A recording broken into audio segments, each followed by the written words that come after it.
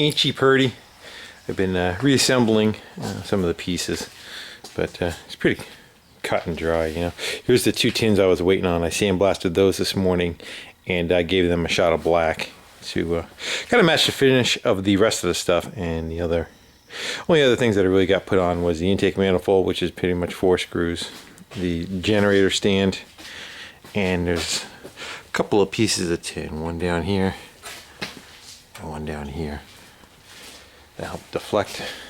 And on the back side, there's a bottom half and a bottom half.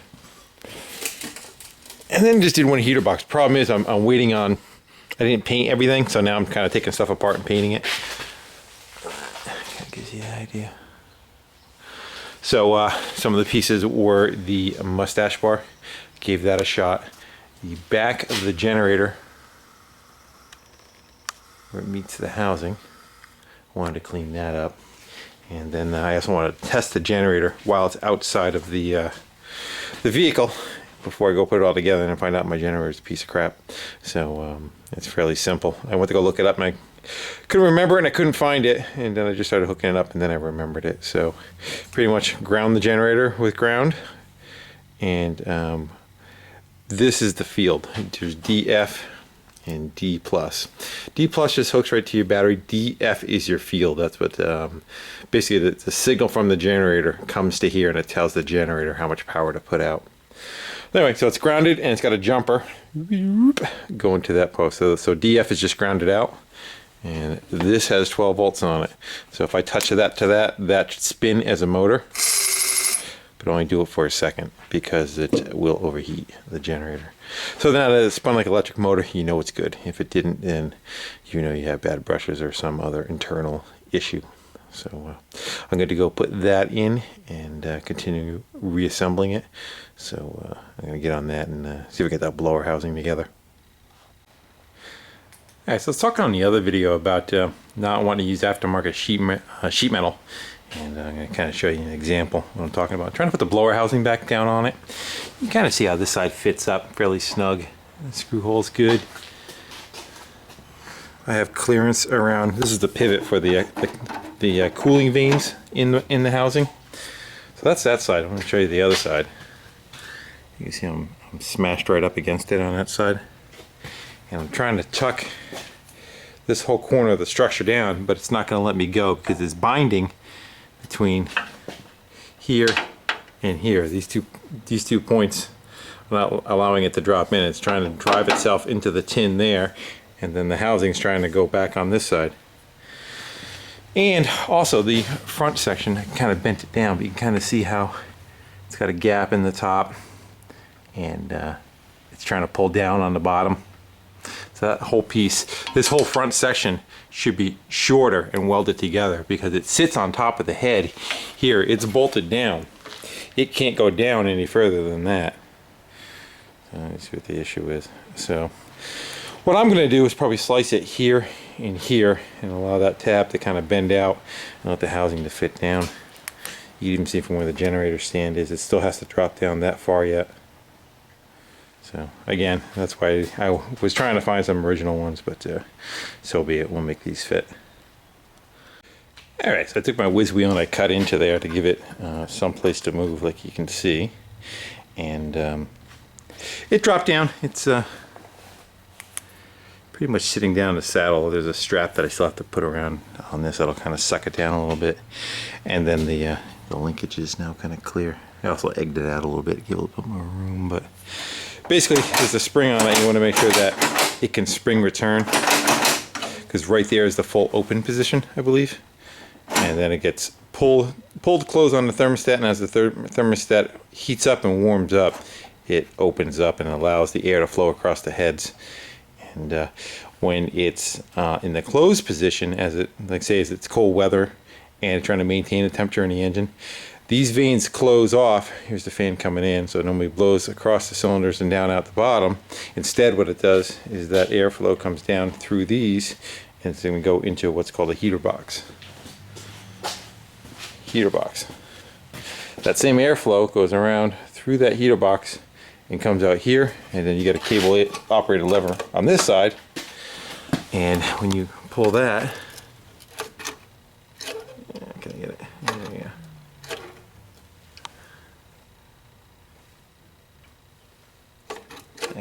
there. That allows the hot air to go into the car. So the exhaust blows internally through here, and then air blows around the exhaust, picks up the heat, and transfers it into the car. So that's how the heating system works on it. All right, we're gonna get that strap on there, and then I can start continuing with getting the rest of the exhaust and the mustache bar on it. Okay, here's the actual thermostat. That thing sits inside a bracket like this, and it bolts underneath the motor. This one is somewhat sprung. If you look at it, you can kind of see how I can still kind of collapse it. So it's kind of halfway beat. So we'll be on the lookout for another one of those. But if you order them, they're $100 and something a piece now.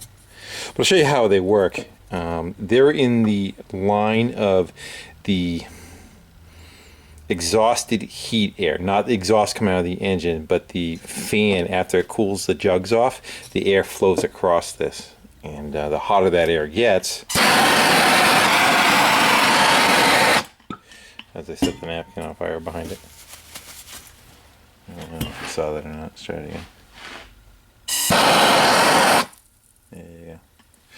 Kind of give you an idea what it does. So then, and as it cools off, it closes it. So that little rod that's sticking out of there,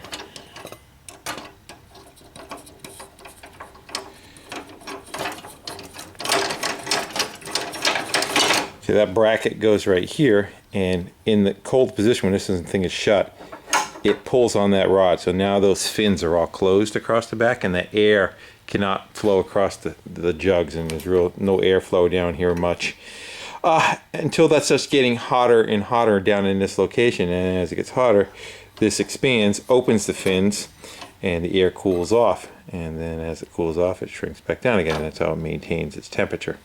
So that's just how the VW system works. And if you don't have this installed, you can leave them open all the time, but in cooler weather, the engine's just going to run cold, and also in cooler weather, you're never going to have heat. So for us Northerners, we kind of like that.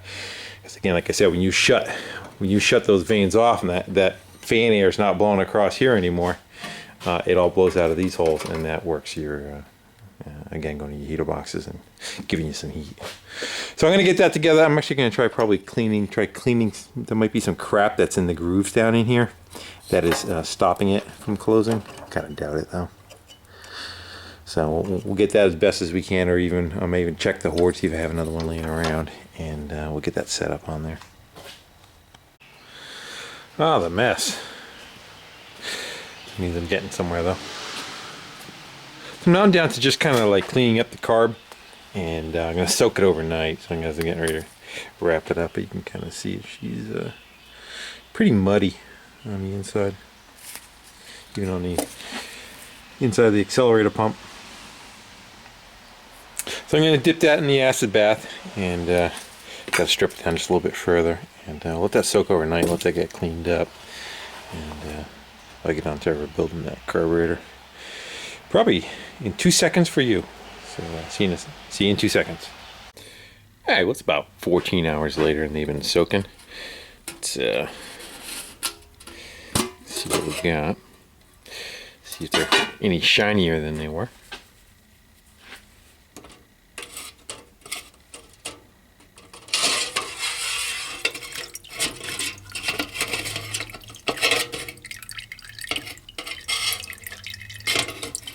You know, I'm going to drop it right back in there again.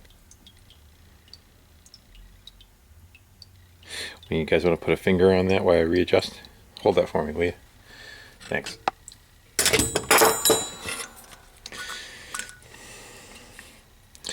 It's a little better on the inside. We'll give that a bath in a parts washer. Let's go see how the other one looks.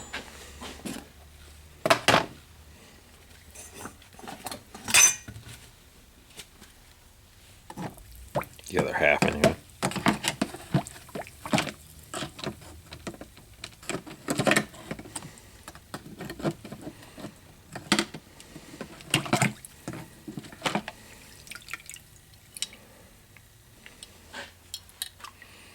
A little slime on it, it's hard to tell. Yeah, we'll go stick both of them in the parts washer, we'll clean them off, and then we'll come back and see what we got. Alright, so I got both those cleaned off, and this is in the carb cleaning bucket. The kits, they sell it like AutoZone and Napa and all those kind of things, gallon cans with a little basket in it. And this is lemon juice. And I would say, probably actually the lemon juice looks a little bit cleaner than the other, but I'd say it's kind of negligible. One's got like maybe a little more etching. The lemon juice might be a little more acidic. And that's kind of what they started out as, is that finish right there. So, looks pretty good. Cleaned up the inside nice. So I am going to start assembling these. I'm not going to go through the process of showing it because it's just too slow and kind of boring. So I'll get that together and basically just reassembling all the bits and pieces put back in it. And I got to kind of clean them up individually too. So I'm going to get off to go do that. Alright, so I'm just kind of double checking my end play on the flywheel, and the flywheel's bolted back on. It's kind of a crappy system. This piece right here is bolted to the stand. Usually you want to come off probably the case, so if you rock on the motor a little bit, you can see how the gauge is kind of moving. But to get a good rough idea, I'm just going to take a screwdriver on the front pulley and the back pulley, and you can kind of see it's going from roughly 0.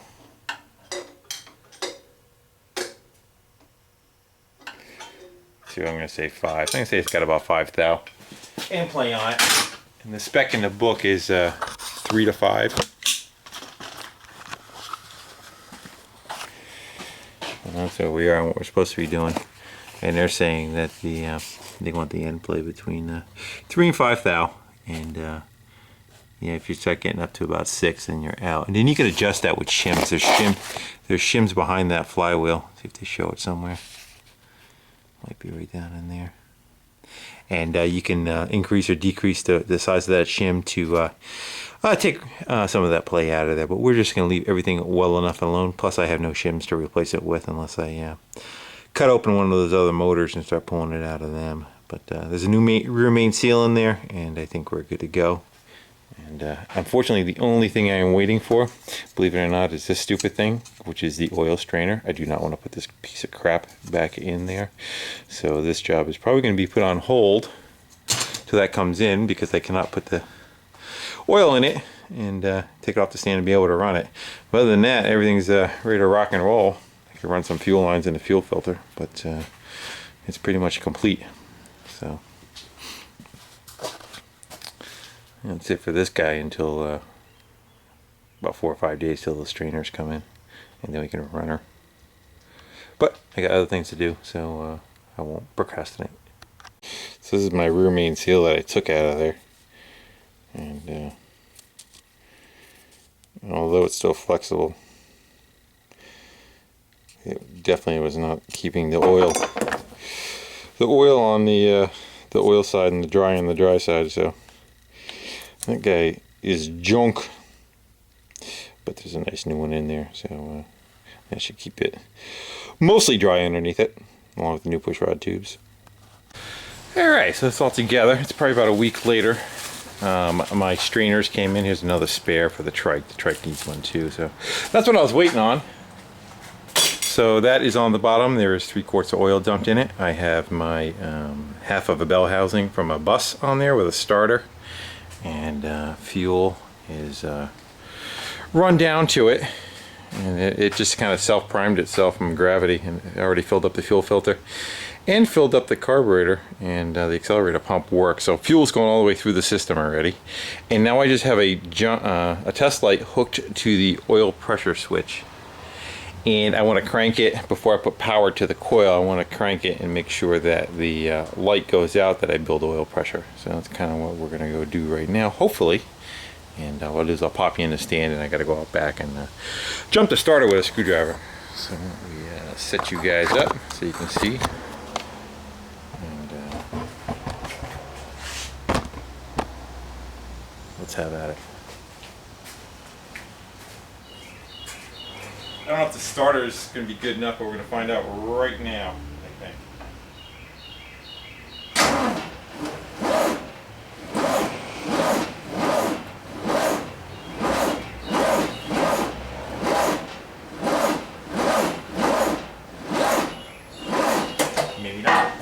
I'm going to try setting up a car battery, and we'll try with that.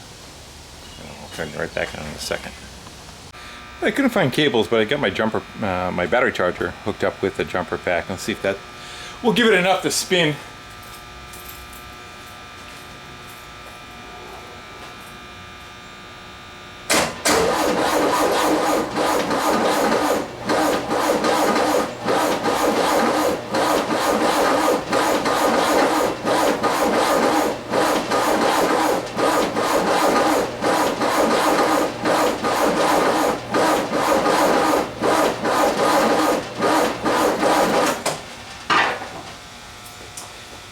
And it still fights me, so now I'm going to take the spark plugs back out and we'll spin it without the plugs in it. Give it a little less resistance. Alright, plugs are out. Let's see if that does it.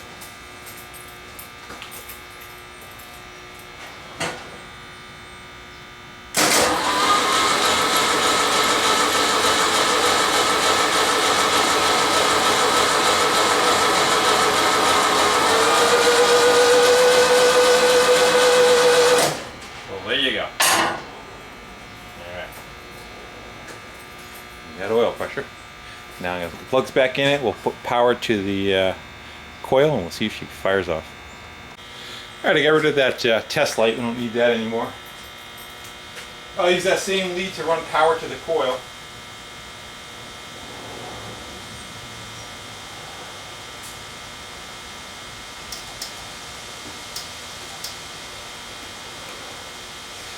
Now let's see what we get. Oh, I can't really work the throttle from here. I might be able to.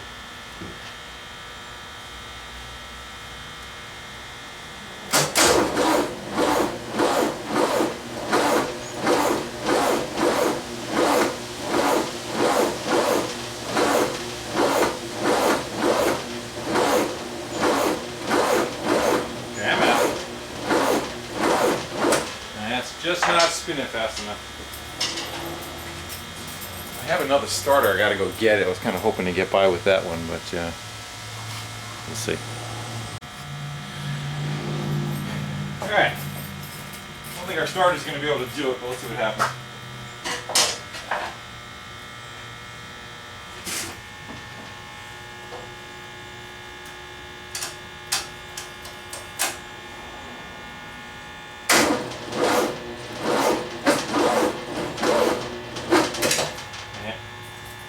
Timing's fighting it. Guess. Let's guess that way.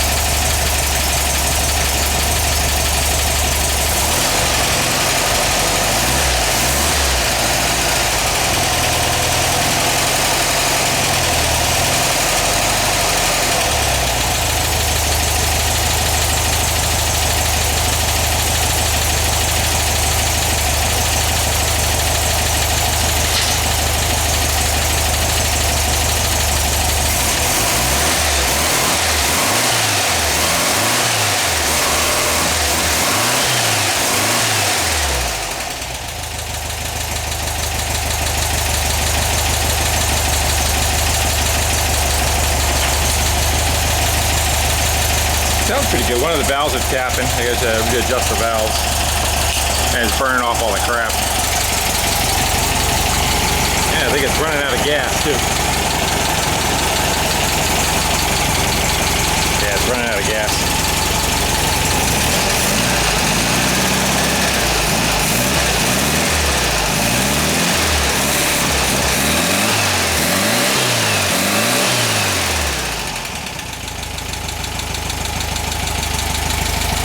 Not bad. I'm gonna go let her get cold.